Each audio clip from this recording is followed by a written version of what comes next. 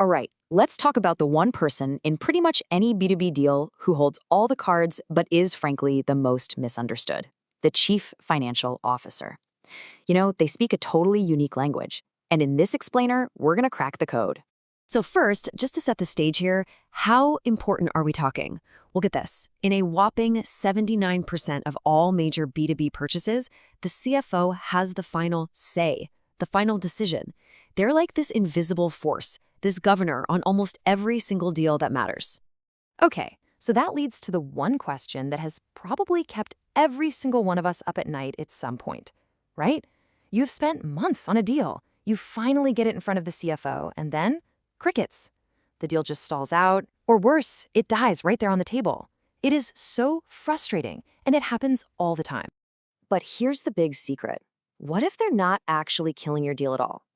The truth is, CFOs are always communicating. They're constantly sending out these signals, little clues about what they need, what they're afraid of, and, where your deal really stands. The problem isn't them. The problem is that we just haven't learned to speak their language. So to even begin learning that language, we have to understand the world they're living in right now. Because let me tell you, this is not the same economic environment we were in just a few years ago. The entire playbook for a CFO has been rewritten by a whole new financial reality.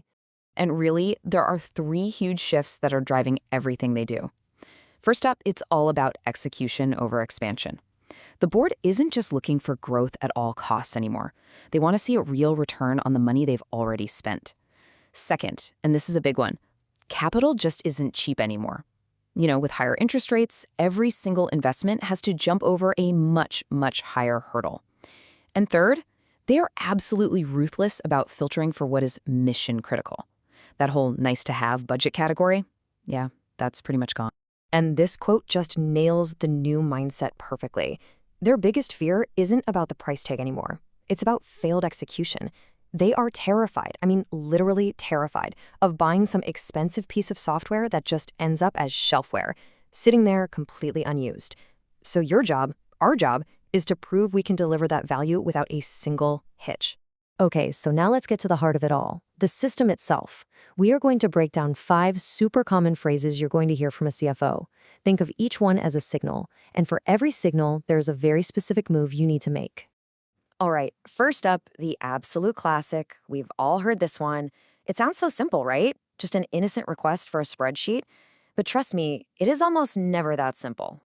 The second you hear these words, alarm bells should be going off in your head. Seriously, this is a huge flashing sign of stall risk. What it really means is the CFO is looking at your proposal and they just can't connect the dots to their own P&L. Your internal champion hasn't done their job, and to the CFO, all your amazing value is just, it's just an abstract idea. So your move is not to just email over a simple ROI calculator. No way. You need to come back with a really thought-out 3-scenario financial model. We're talking conservative, expected, and optimistic outcomes. You have to show them a precise, risk-adjusted break-even timeline, one that proves you understand that things don't always go perfectly. And maybe most important of all, you have to quantify the cost of the status quo. Put a real dollar amount on what it costs them to do absolutely nothing. Okay, on to signal number 2. Now, this one can feel a little intense. A bit like an interrogation, right? Like they're just digging around for some hidden cost to torpedo the whole deal. But it's actually the complete opposite.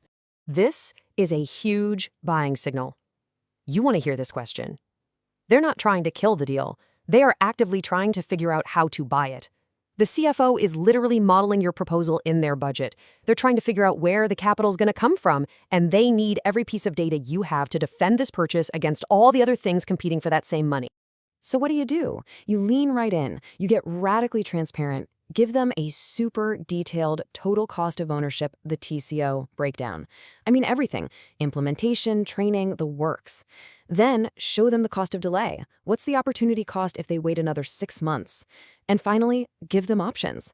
Present some flexible payment structures that can help them slide this into their, very complex capital plans. Okay, this next one. This gets to the number 1 deal killer in the market today, bar none. This question cuts right to the absolute core of a CFO's biggest fear.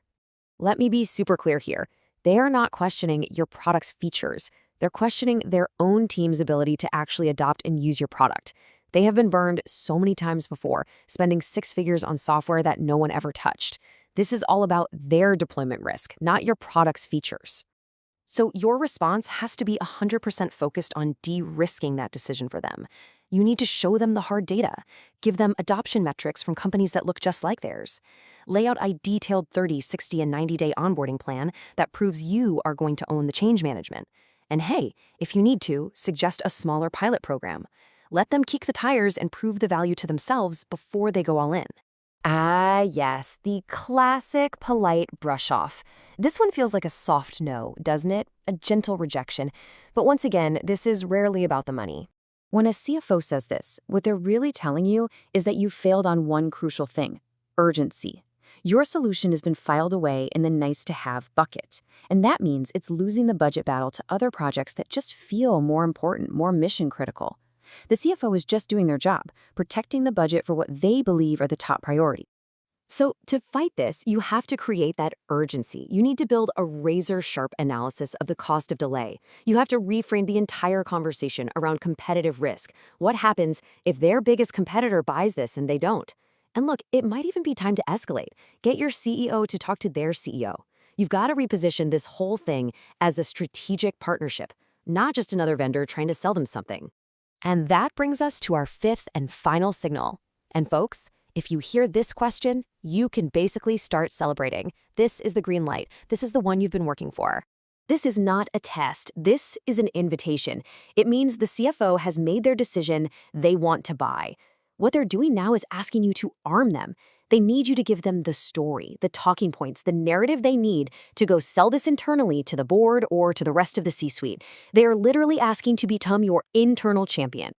All right, so we've broken down all the individual signals, but the real mastery here is learning to see the patterns.